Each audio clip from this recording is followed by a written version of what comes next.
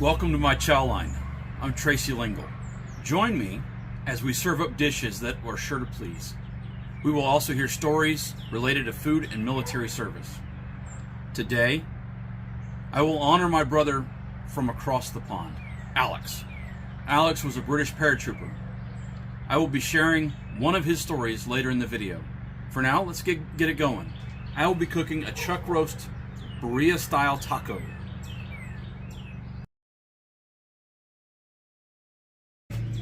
All right, we have our chuck roasts. We have about 2.5 pound chuck roast. This one's about 2.7, and this one's just under 2.5. So what we're gonna do is we're gonna season these up. We're gonna put them on the smoker for a couple hours just to get some smoke flavor on them, and then we'll end up making our chili sauce that we're gonna put on them and braise them in later.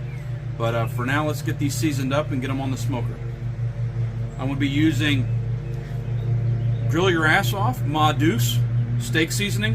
I'm going to use that on it, as well as I'm going to add some cumin. We're going to season these up really nice, just to help with some of the bark from the smoke and add some flavoring.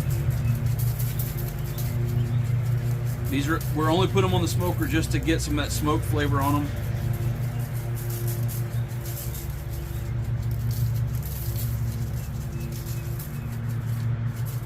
Let some of the salt in this kind of draw a little bit of that moisture out a little bit too. We might let them set for just a minute before we put them on the smoker. Usually like to let stuff, after I season it, let it rest 10-15 minutes until you start noticing the moisture drawn out and everything gets wet on the outside, the seasoning gets wet.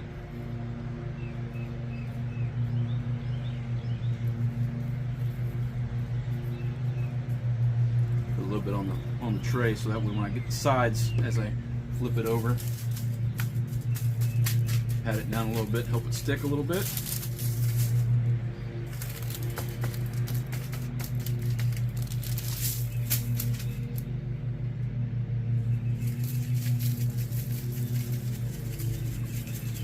If you didn't know, Grill Your Ass Off is a veteran-owned company.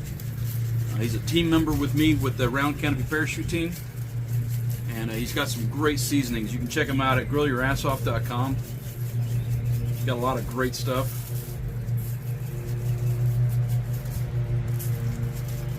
He's got some good sauces as well. Barbecue sauces and all that kind of stuff.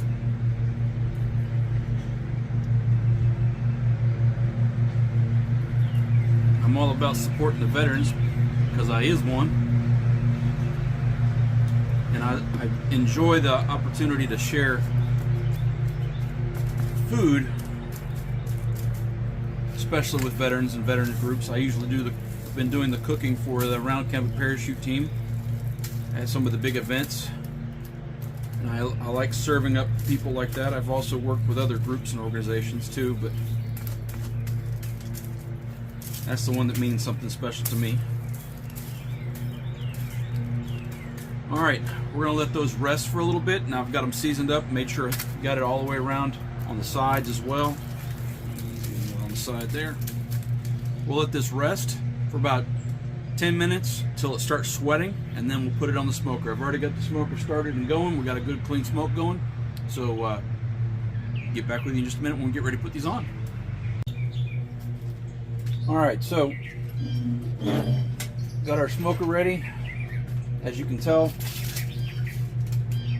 the seasonings is kind of soaked in, it's kind of sweated out, it's all wet now.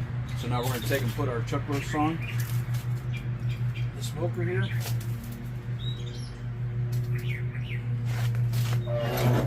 And we're going to let these ride for about 2 hours to get some smoke on them. And as we do let it do that, we're going to build our sauce, a red sauce. Now, Birria tacos are typically goat or lamb, but we're doing it with beef. We're doing a chuck roast. You can use, if you want to, you can use any kind of meat you want to slow cooking it. You could use pork if you wanted to, but that's, you know, going into something else like barbacoa or something like that. But anyway, we're going to slow cook this, and once we get some smoke on it, we're going to braise it in the red sauce we're going to make in just a second. All right, for making our red sauce, we've got some dried peppers, got some diced chipotles, Roma tomatoes, an onion, some beef stock, and a little bit of oil. So the way this works is you can make red sauce any way that you know how. And there's multiple ways. You can look up recipes online. I don't have all of the dried peppers that they normally would have. They didn't have as much available at my local supermarket. But if you go someplace like that has like a Mexican or Latin section, they'll have a bunch of the dried peppers, and you can get all the different ones you need to actually truly make a really good red sauce. But we're going to use what we have, and it's still going to be just as good.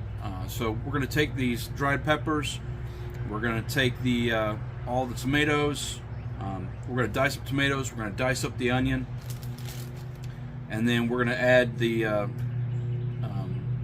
chipotle, diced up chipotle, and the beef stock, and then we're going to take the dried peppers. We're going to take the stems off, take the seeds out.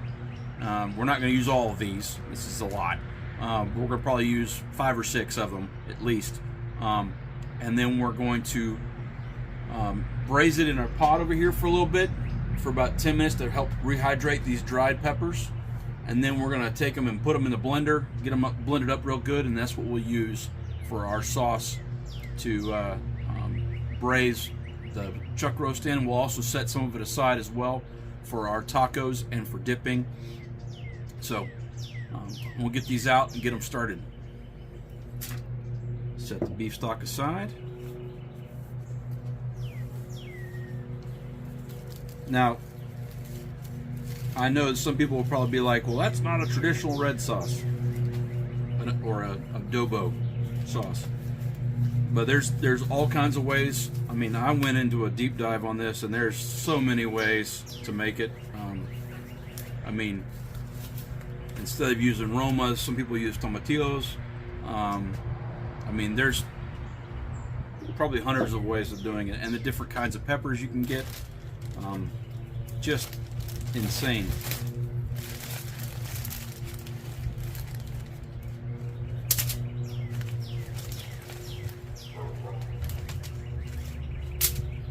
Now, you can buy red sauce already made too in the store if you don't want to have time, or you don't want to put in the effort, or you can't find the peppers. I personally think it's better to make your own sauces, make your own stuff as much as you can from scratch, and use as little pre-made stuff as possible, just because there's an extra bit of flavor, and then also you have a little more pride in what you're actually eating. There's a little more connection to it.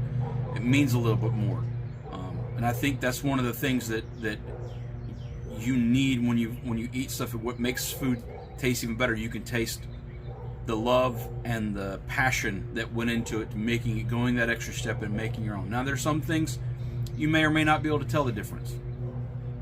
I mean, I've cooked stuff before where I've used our pre-cooked rotisserie chickens in meals before. But the reality is if you have the opportunity and the time, take the time, cook it yourself, cook it all together. There's more, to me, there's more to it. And when I cook for large groups and stuff, I try to do that as much as I can, because you can taste the difference. These are a little smaller, so I'm going to grab a couple extra. All right.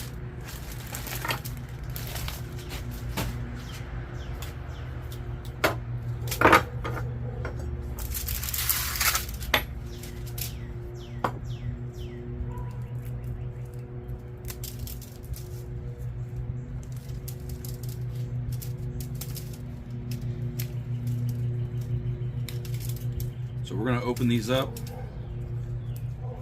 and get those seeds out.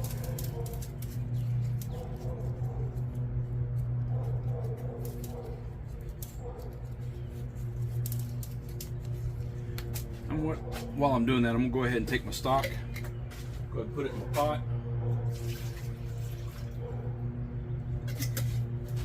and go ahead and get this burner on.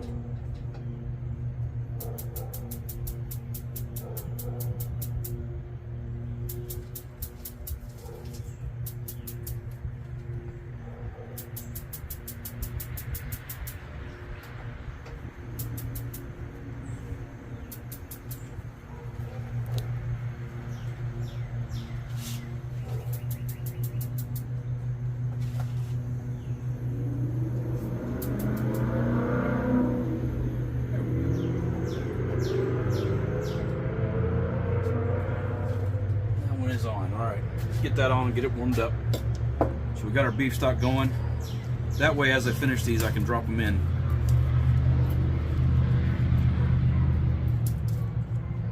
Now, some will tell you to drop them in water and then take the strain the water off.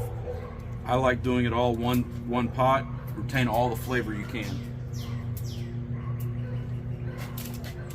And that was 2 cups of beef broth, by the way.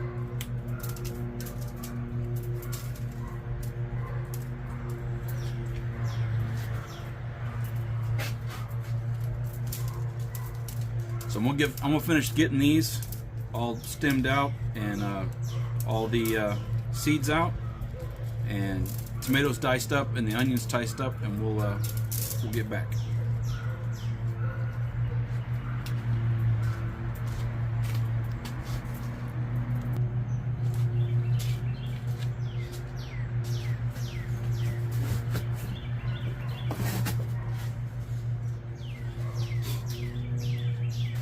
All right, so we've got all our peppers in, seeds out. We're also going to add some garlic. I don't know if I remembered if I mentioned the garlic with all the ingredients we're putting in. We're going to put about 6 cloves in. They don't have to be chopped up or diced up because this is all going in a blender afterwards. But I want to crush them a little bit just to help get some of that flavor into the broth while it's cooking a little bit. All we're doing, we're not cooking this down too much, as we're actually getting it to where we're rehydrating those peppers, and we want to add some of that to the broth. We want to add to the garlic and the onion and the tomato together. So I'm just gonna kind of do a squish, just so I can make it easier to get the outer part of the garlic off. Throw that in our pot.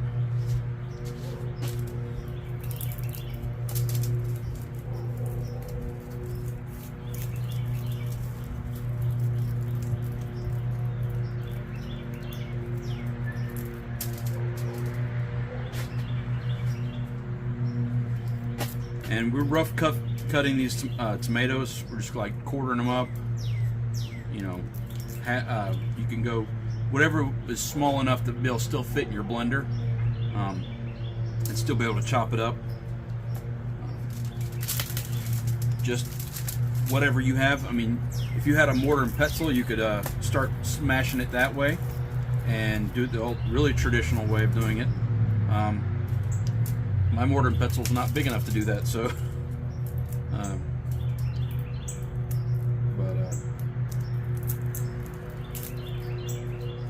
this is one of the little tedious things about getting all that paper off, getting the seeds out of the peppers and all that stuff.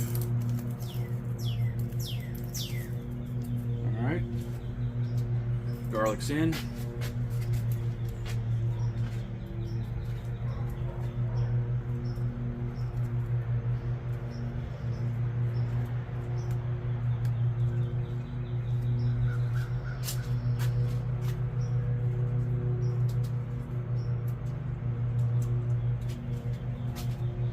So I'm quartering and halving the quarters.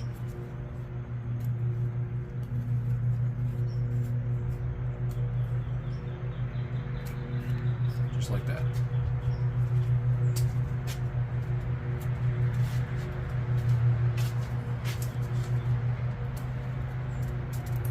I did wash all these prior. You do want to wash your vegetables and stuff. The only ones that didn't wash are, of course, are the onions. We'll peel those, so. Nope.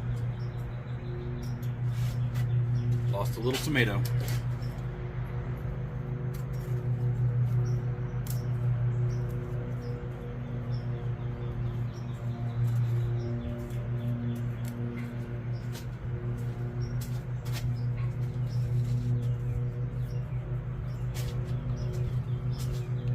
Go ahead and add the chipotle sauce. I'm going to take and add probably a blade width to this. Maybe a little more.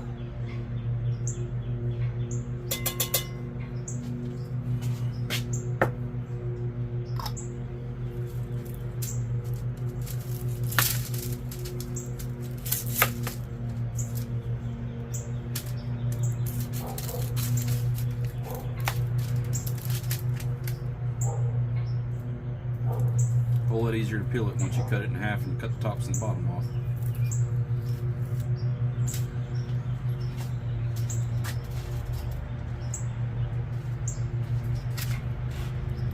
Since these onions are, if you had a really large onion, you could just use one, but because these are kind of small,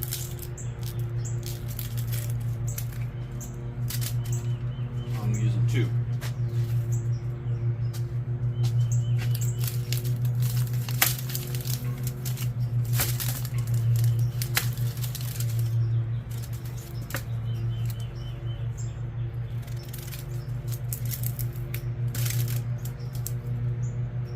One of the great things about cooking for folks is just the satisfaction out of a good home-cooked meal and sharing it with others.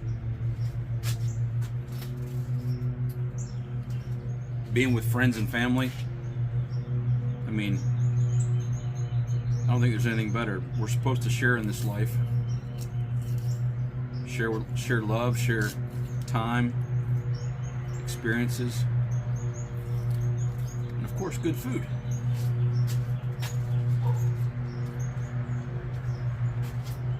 Alright, so now that we got that on, put our lid on. We're going to let that simmer for 10-15 minutes, and then we'll come back and check it and make sure that show you what it looks like with the peppers all hydrated. And I did grease that pot with some cooking oil. I got peanut oil is what I use primarily for all my oils. But if you have a peanut allergy or whatever, you can use canola, vegetable oil. I try to stick with something more like peanut oil though, or avocado oil. You could use avocado oil. But anyway, so we'll get back to this in just a minute. All right, here we're going to take a look at what we got. It's been on for about 20 minutes now. Well, about 15 really. But you can see now it's just been simmering. I've got my burner on high here, but it's been simmering. It's not even boiling. But you can see now where our peppers are hydrated pretty good.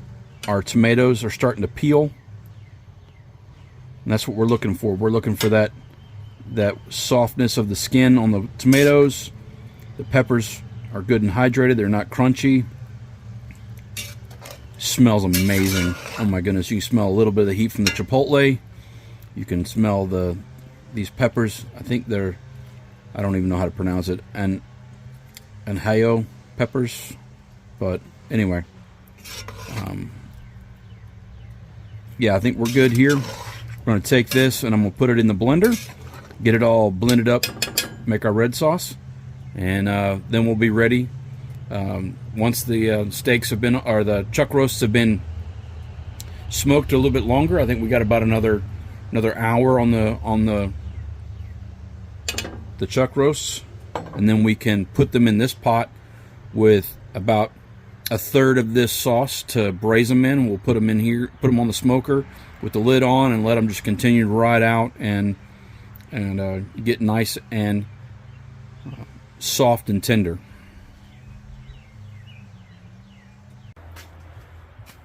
All right, so I think we've got enough smoke. It's been about 2 hours now. We've got enough smoke on these. We're going to place them in our sauce, our red sauce that we got. I've blended up, and I put approximately a cup in the bottom of this Dutch oven. And what I'm going to do is I'm going to take it and I'm going to coat these in the sauce.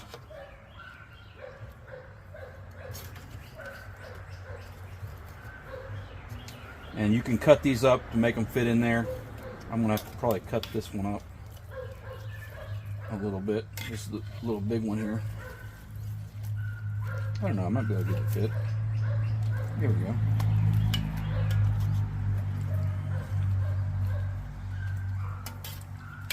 Alright, so what we're going to do is we're going to put this lid on, I want to set it back here in the smoker. And we're going to let this go 4 or 5 hours, keeping it probably around 250 to 300 degrees, thereabouts, and just let it slow cook in that sauce. And keep it going, all right? So we've come to the part of the show where I tell you a story. And since this cook is for Alex, Alex has given us a story of one of his times in service that has to do with food. Now, I've read this beforehand, and it is definitely about food, so bear with us. It has a lot of stuff in here. But Alex, being British paratrooper, he's got a different perspective than some of us. He's been to some different places. So, gonna light the cigar, enjoying a nice drink, and we'll hear a story.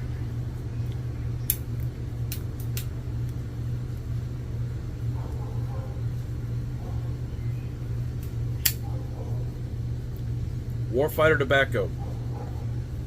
Great cigars. This is a 556 Field, a Toro, really good. My favorite is the 50 cal Garrison.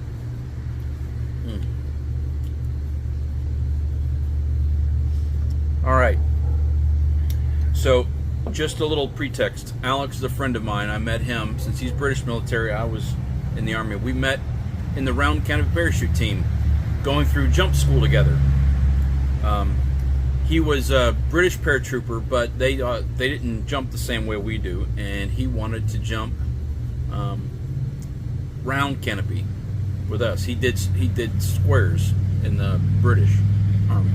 So here we go. All right.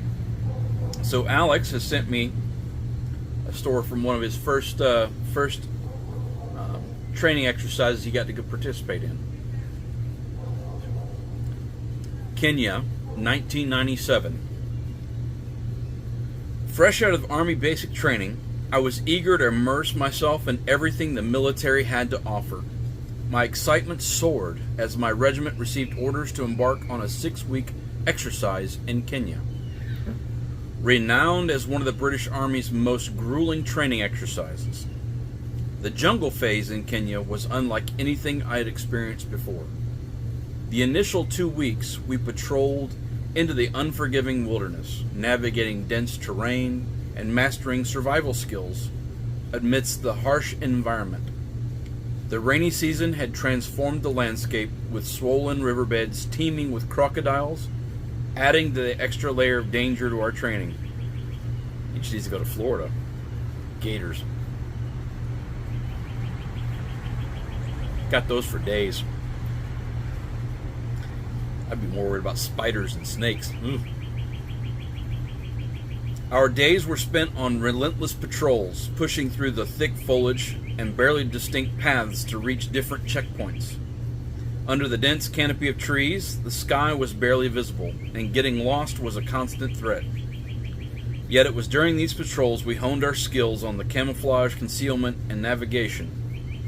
We learned invaluable lessons on how to adapt and overcome a challenging environment. Adapt and overcome, huh? Where have I heard that before? As we reached one of the skill stations, the focus shifted to learn how to trap and cook animals to survive. Getting to the food. The local instructor introduced us to the variety of vegetation, including the formidable Kenyan chili, which from this story I'm thinking is what you would call what is it? Foreshadowing? And live chickens for practice. Exhausted and hungry from hours of patrolling, our eyes were drawn to the chickens like starving predators. The aroma of roasting chicken filled the air with the dense smoke that engulfed us in a haze. Despite the discomfort, the promise of a meal spurred us on, imagining how each bite of succulent chicken would offer a brief respite from our hunger. no doubt thinking of all the different ways you're going to eat all of that chicken by yourself. We were all handed a small piece of chicken, which was barely a bite full. I guarded it in the palm of my hand like a piece of gold. I was drooling from my mouth as I took a bite of this chicken. It was by far the best and most succulent piece of chicken I have ever tasted. You're really hungry. But, as we notice in all things, that's typically how it goes. It's that much better in the woods when you're tired and hungry. But just as we thought the instructor was about to hand us more chicken, he issued a daring challenge. Ooh. To taste the infamous Kenyan chili.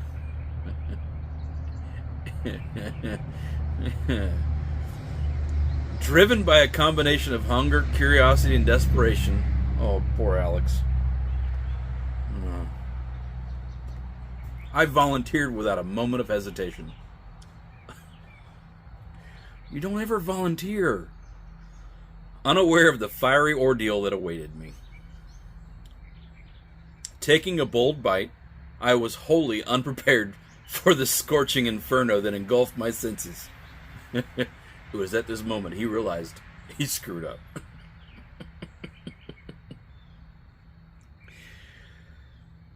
Taking a bold bite. Oh, a bold bite? I mean, did you at least hold on to the stem, or did you eat it whole? I was wholly unprepared for the scorching inferno that engulfed my senses. Within moments, I found myself writhing on the ground, my skin tinged an alarming shade of green, as my body rebelled. Your body rebelled against the searing assault. Your body wanted to kick your brain.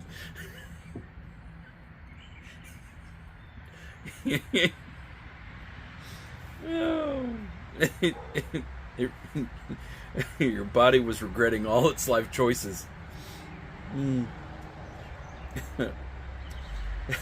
It was a harsh lesson learned in the most unexpected of circumstances. I mean, it's in the name, chili. It's like, it might be hot.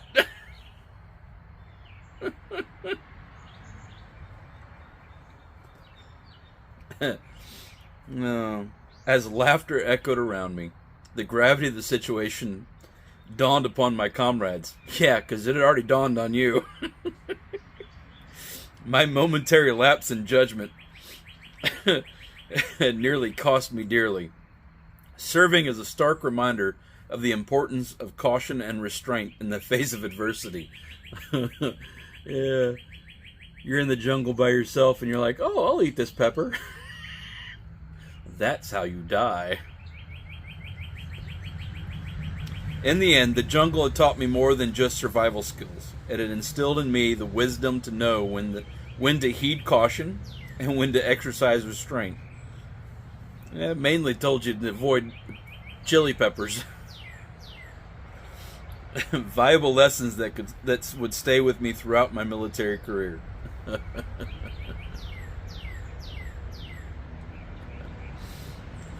On a side note, PETA warning, one of the lads didn't know how to pull the chicken head off, and it was absolutely comical. So yeah, having to each butcher and prepare their own chickens. I've seen some interesting ways of people decapitating and bleeding out chickens.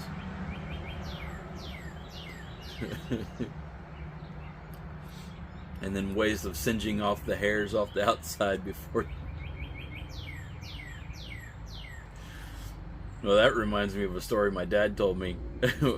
They were living in New York, Buffalo, New York, and my dad was holding a chicken up that they had just butchered, and he had a rolled up piece of newspaper, and they're living in the suburbs. He had a rolled up piece of newspaper and he lit it, and he was trying to run it underneath to get the hairs on the chicken and his neighbor goes walking by, and he goes, "I ought to let you borrow my grill."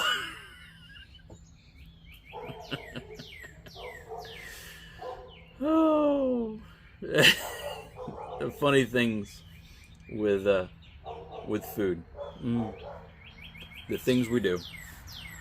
Well, thank you, Alex. And since it's your birthday, I wanted to acknowledge you and share your story. I appreciate you sharing it with me, and I get to share it with everyone else. I hope you enjoy this cook. I hope you've enjoyed the story. If you'd like to hear more stories like this, please like and comment below, and send me your stories, and maybe I'll feature them in one of the next videos I do. But for now, thank you. Thank you for your service. There are veterans out there, and I hope you enjoy this cook.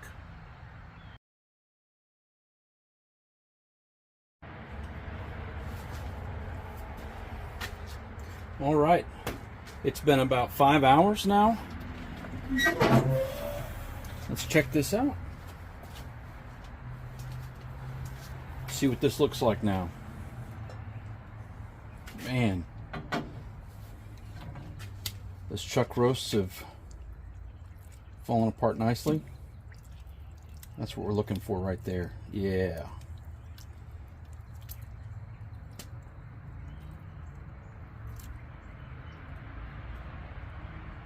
All right, so what we're going to do is we're going to mix this up a little bit, make sure everything gets shredded real good in here. Then we'll take some of this sauce and I'm going to put it in a tray. I'll show you in a second. And then we're going to start making some tacos. All right, so we got us a griddle or a pan, a cast iron pan set up on our gas grill here. Got it nice and warm, got warm oil on it. Got some tortillas. I'm going to use corn, and then we have some different cheeses. You can use any kind of cheese, really. You can use whatever your favorite blend is. You can use Oaxaca. I don't know how to pronounce the other one, Cajota. Mexican cheeses, or you can use mozzarella. Whatever is your flavor. But you can see we got some good color on the meat. And what we're going to do is we're going to take the tortilla, and we're going to soak it in these juices first. And that's what we're looking for. Take some of this meat that we shredded up in here.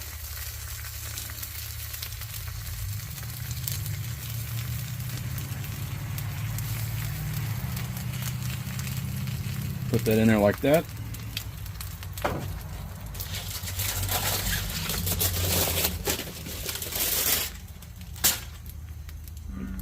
Take a little of our cheese blend.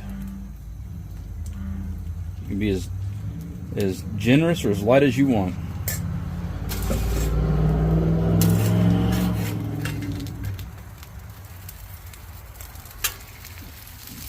Flour tortillas won't be as fragile as corn, but I think corn is more authentic. So I'm going to keep making a bunch of these up, and I'll show you how we plate it all up when we're done. I'm just going to keep making this. This is what we're just basically brown it on both sides till the cheese gets nice and melted and you get nice good color on the tortillas, and then we'll get back to it. I'll show you how we plate it up. I'll make a bunch of these. Well, here we go. We got some tacos here already done up. The extra red sauce we had I set aside for dipping. It's great for, you know, any of that stuff. You can also use it for making more tacos if need be. I use the juice in the pot, and then if you have leftovers, you can freeze it, heat it back up later. And we have some sour cream when we got some fresh cilantro over the top. So let's get in here. I like seeing all these crispy edges on the cheese. I think that's part of it. You want to get some good color on it. Let's get in here and get a taste test here. Get a little bit of this sour cream. Here we go. Oh wow. That's like butter. It just melts right in the mouth.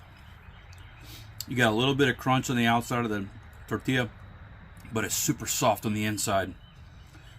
By dipping it in the broth, man, it just keeps it soft. That way you get a little char on the outside, but it doesn't. I'm gonna dip here. Try some of this red sauce here. Oh, man.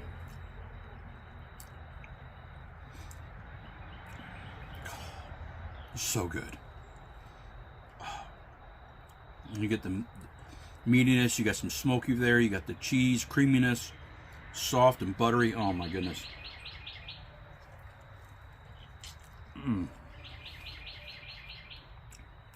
I'm sorry, I'm gonna eat this whole thing right in front of y'all. I don't care.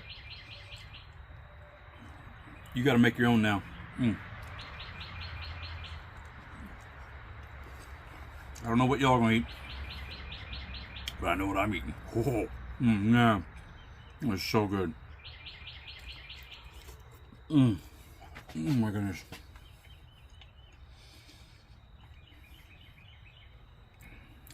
I will burn those to the ground. Oh. If these aren't a hit, I think there's something wrong with you. Because that right there. Dang.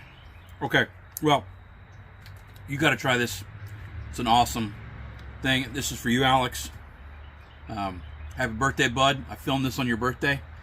I don't know when it's going to drop, but it was your birthday when we filmed it. So, happy birthday, buddy.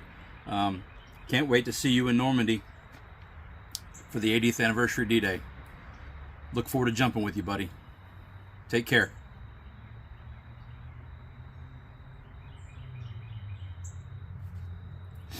Also, guys, if you like this, leave a comment below, like, subscribe. Also, if you have a story or something you'd like to share about time in training, time in service, good food, bad food, funny instances with food, leave it in the comments below. Send me a message. Maybe I'll share your story. But again, thanks, guys. This was an awesome deal. It's a long cook, but you know what? It is well worth it. That right there put a smile on your face and your whole family or all your buddies. So take care. Till next time. See ya.